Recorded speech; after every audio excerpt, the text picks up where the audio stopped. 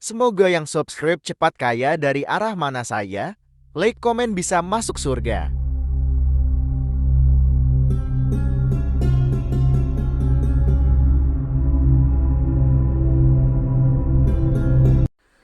Bismillahirrahmanirrahim. Allahumma sholli ala Sayyidina Muhammad wa ala ali Sayyidina Muhammad. Saudaraku yang dirahmati Allah, dalam sebuah kisah bahwa di zaman Bani Israel dulu ada seorang wanita muda yang terkenal dengan sangat mempesona. Wajahnya ayu dan cantiknya, tubuh seksi menggairahkan. Sayangnya wanita cantik yang bertubuh aduhai ini menggunakan tubuhnya untuk hal yang salah. Semua potensi yang seharusnya mendekatkan pada Tuhan dimanfaatkan untuk mendapatkan uang dengan cara menjual dirinya. Ia adalah seorang pelacur hebat yang terkenal profesional. Ia viral di depan para laki hidung belang. Ia sangat pandai memuaskan laki-laki yang datang dengan nafsu syahwatnya.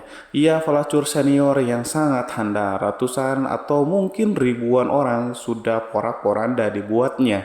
Dalam beberapa literatur menyebutkan bahwa perempuan muda itu bernama Malika. Dikisahkan dalam kitab Duratun Nasihin, wanita itu melakukan aktivitas jual beli diri di rumahnya sendiri setiap hari. Malika menunggu para laki hidung belang dengan bernafsu di atas ranjang kerjanya. Ranjang pemuas nafsunya sengaja diletakkan di dekat pintu depan rumahnya. Ketika pintu depan itu dibuka, orang yang lewat depan rumahnya akan dengan mudah melihat Malika sedang berbaring santuy di atas ranjang. Ia sengaja melakukan itu agar para lelaki yang melintas dapat melihat kecantikannya, sehingga nanti mereka yang imannya tipis setipis tisu akan segera tergoda dan merongkek dompet untuk bisa menikmati waktu bersama Malika. Konon Malika memasang tarif dengan harga yang sangat mahal, yaitu sekitar 100 keping dinar. Uang 100 dinar itu jika kita menggunakan sinar Kuwait dan kemudian mengkonversikannya ke dalam rupiah, maka akan bernilai sekitar 4,8 juta rupiah. Harga yang sangat fantastik untuk usaha pelacur. Namun demikian, banyak lelaki tipis imannya yang bermimpi bisa tidur bersama Malika. Tidak masalah bagi mereka walaupun harus membayar sedemikian mahalnya. Bagi mereka merupakan sebuah pencapaian besar, pencapaian luar biasa yang akan mereka banggakan di tempat-tempat tongkrongan mereka bila bisa menikmati Malika sang pelacur. Pelacur terkaya yang sangat menjaga kualitas tubuh dan pelayan memperimanya. Itu akan membuat mereka bertepuk dada karena bangga. Banyak orang yang kemudian salah terka. Mereka mengira bahwa Malika akan mati tua merana dengan penuh hina akibat perbuatan dosanya. Namun siapa sangka Allah memiliki takdir indah yang lain untuk Malika. Malika mendapatkan momen luar biasa yang kemudian mengubah seluruh jalan cerita hidupnya 180 derajat dari sebelumnya. Malika mendapatkan lelaki soleh sebagai suaminya. Dari pernikahannya, Malika dan suami memiliki 7 anak laki-laki soleh yang semuanya diangkat Allah menjadi nabi. Bagaimana bisa semua itu terjadi? Amalan apa yang sudah dilakukan Malika dalam hidupnya? Sebelum melanjutkan kisah ini, mari kita bantu channel ini untuk terus berkembang dengan cara mensubscribe dan mengaktifkan tanda lonceng. Jangan lupa berikan komentar yang baik, share video ini kemanapun supaya banyak yang mendapatkan manfaatnya. Semoga bernilai amal jariah karena membantu syiar Islam kepada manusia. Amin, amin, Allahumma amin. Suatu hari ada seorang pria muda melintas di depan rumah Malika, sang pelacur. Dia adalah laki-laki soleh, ahli ibadah. Ia berasal dari daerah yang sangat jauh dari sana. Sebut saja namanya Pulan. Ketika lewat secara tidak sengaja, mata Pulan memandang tubuh Malika di atas ranjangnya. Kata orang-orang soleh, pandangan pertama yang tanpa sengaja merupakan rejeki, sedangkan setelah pandangan pertama, pandangan keduanya dan pandangan ketiganya adalah dosa, karena sudah berbalut nafsu syahwat. Mendadak bergejolaklah darah mudanya. Mengelihat syahwat dan nafsunya sebagai ahli ibadah, Ia berusaha sekuat tenaga menahan nafsu birahinya. Bahkan kemudian ia sempat berdoa kepada Allah supaya menghilangkan syahwat setan yang tengah melanda hatinya. Meskipun sudah ditahan nafsunya terus membara, syahwat tubuhnya menegang.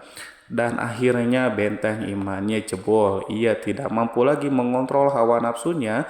Wulan pun kemudian mencari tahu caranya bagaimana supaya bisa menikmati malam bersama Malika. Ternyata tarifnya yang sangat tinggi senilai 400 dinar. Wulan tidak punya uang sebanyak itu. Ia lantas mencari cara supaya bisa mendapatkan uang untuk membayar tarif tidur bersama Malika. Alhasil Fulan menjual semua barangnya termasuk pakaian yang ia bawa dari hasil penjualan. Itu ia berhasil mendapatkan uang yang cukup untuk membayar Malika. Dengan mantap dan yakin Fulan mendatangi rumah Malika. Sesampainya di sana pegawai Malika menyuruhnya membayar uang tarif pelayanan. Ternyata malam itu Fulan belum bisa menuntaskan hasratnya. Ia harus menunggu giliran mengantri bersama puluhan lelaki yang lainnya yang mempunyai niat yang sama. Maklum Malika adalah impian semua lelaki kala itu. Pegawai Malika kemudian memberikan nomor antrian Fulan sekaligus mencatat waktu pelaksanaannya. Tepat pada waktu yang telah disepakati, Fulan mendatangi rumah Malika, si wanita pelacur. Malika terlihat sudah berhias rapi. Ia duduk menggoda di atas ranjangnya. Wulan kemudian masuk ke dalam dan duduk bersama Malika. Di atas ranjang mereka saling berdiam. Beberapa menit mereka lewati hanya dengan berdiam-diaman, tanpa obrolan, tanpa adanya gerakan lainnya. Kemudian Malika berinisiatif mengulurkan tangannya. Tangan itu hendak meraih tubuh Fulan.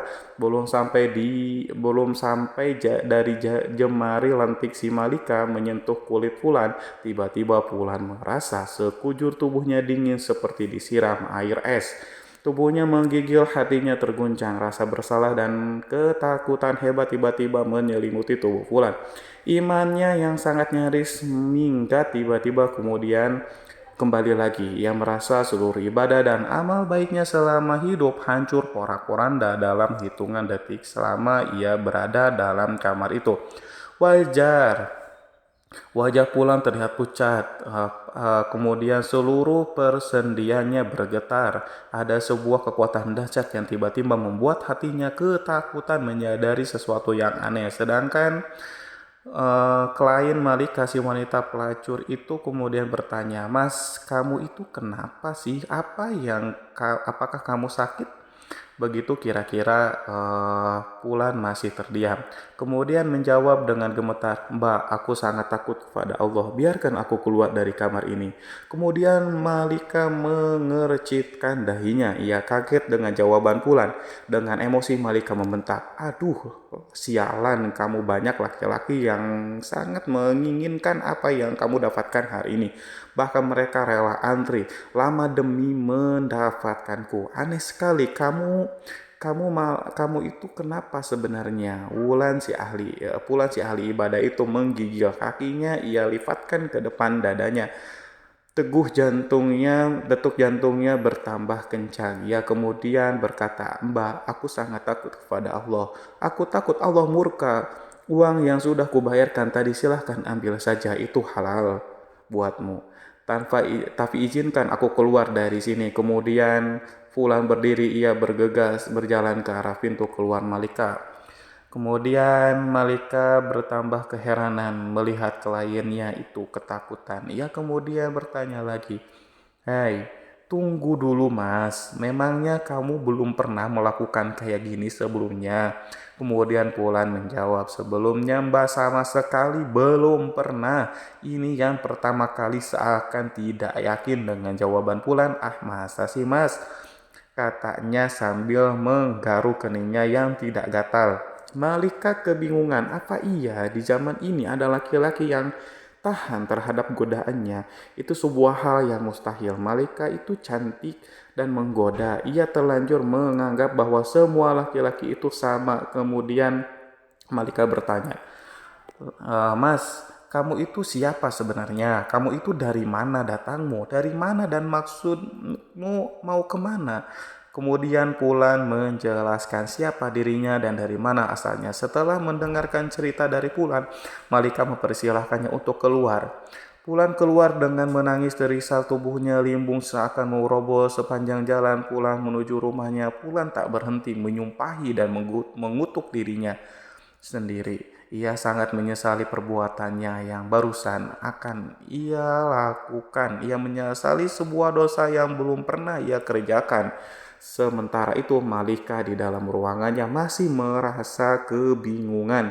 Ia masih teringat kondisi pria yang sangat menyedihkan itu. Pria pertama yang menolak tidur dengannya. Diam-diam Malika termenung dan merenung memikirkan fenomena aneh yang baru ia alami malam itu. Sepanjang hidupnya tiba-tiba saja hatinya bergetar, ada gejolak yang dahsyat dalam hatinya. Wanita ini malam itu ia merasa menjadi sangat hina. Kepercayaan diri, kebanggaannya sebagai pemuas nafsu laki-laki seketika runtuh dalam hatinya. Malika berkata, "Ya Allah, laki-laki itu baru pertama kali mau berzina, tapi ketakutannya seakan-akan ia sudah berzina jutaan kali. Seakan-akan dosanya paling banyak sejagat raya. Sedangkan aku sudah begitu lama, sudah bertahun-tahun telah melakukan dosa zina, tapi tak sedikit pun ada rasa takut terhadap murka-Mu ya Allah. Padahal Tuhan yang laki-laki itu takuti adalah Tuhan yang kusembah juga. Seharusnya rasa takutku pada Tuhanku lebih besar dibandingkan ketakutannya." Malika masih terdiam, tiba-tiba air mata menetes dari sudut matanya. Kemudian lama-lama air mata itu menjadi anak sungai. Malika menangis senangis sejadi-jadinya.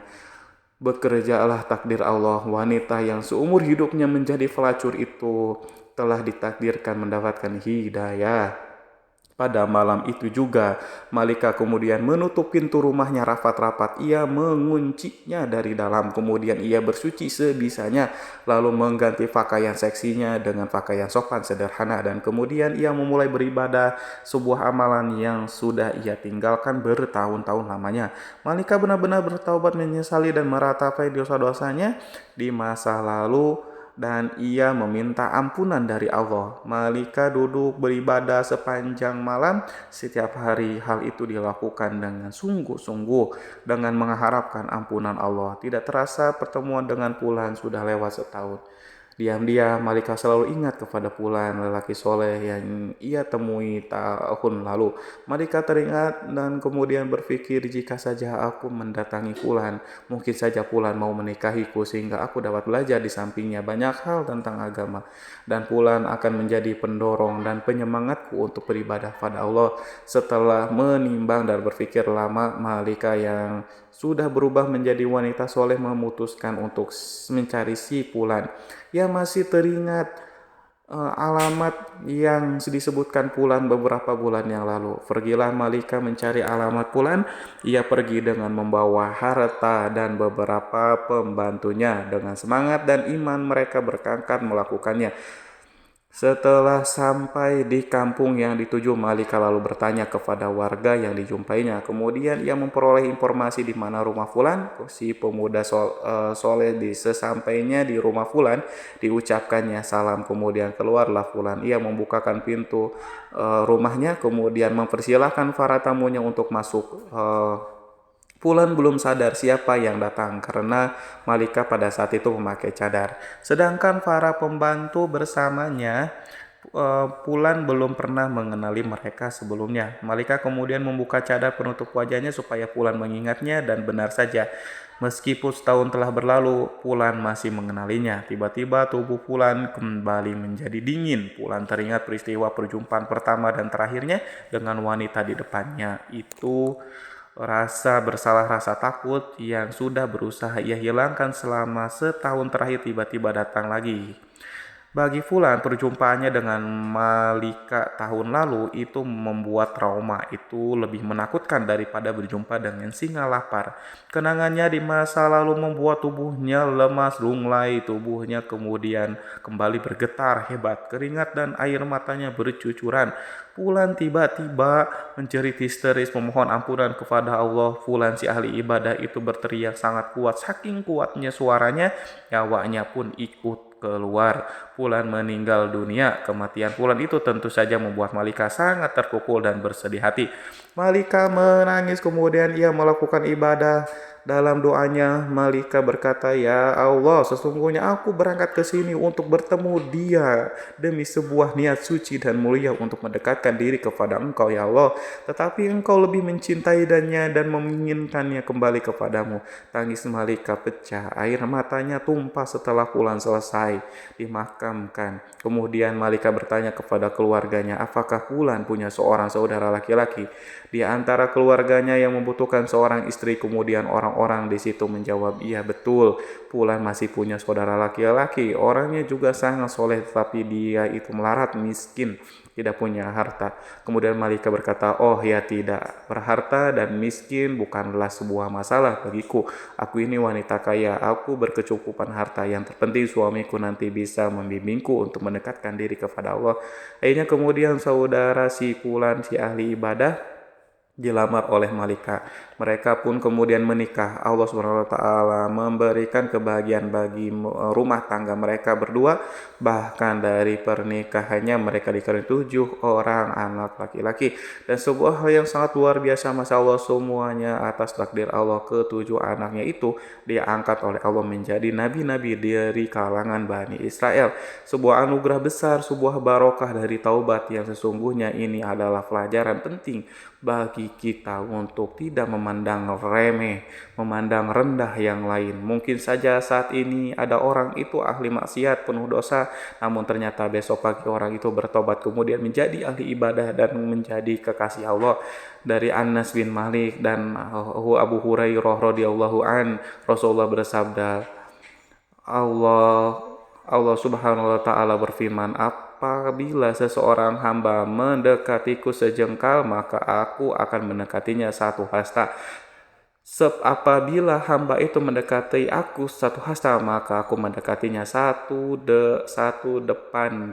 Apabila hamba itu mendatangiku dengan berjalan kaki, maka aku akan mendatanginya dengan cara berlari. Hadis sahih riwayat Bukhari. Para sahabat yang dirahmati Allah, oleh karena itu jangan main-main dengan pertaubatan seseorang. Jangan main-main dengan kalimat tobat. Jika seorang sudah bertaubat kepada Allah, Allah tidak akan lagi memandangnya bagaimana masa lalunya. Yang Allah pandang dari seseorang adalah masa kininya dan bagaimana nanti akhir hidupnya. Semoga kita semua dipilih oleh Allah untuk menjadi hamba-hambanya yang meninggal dengan cara husnul khotimah. Wallahu a'lam bishawab. Wassalamualaikum warahmatullahi wabarakatuh.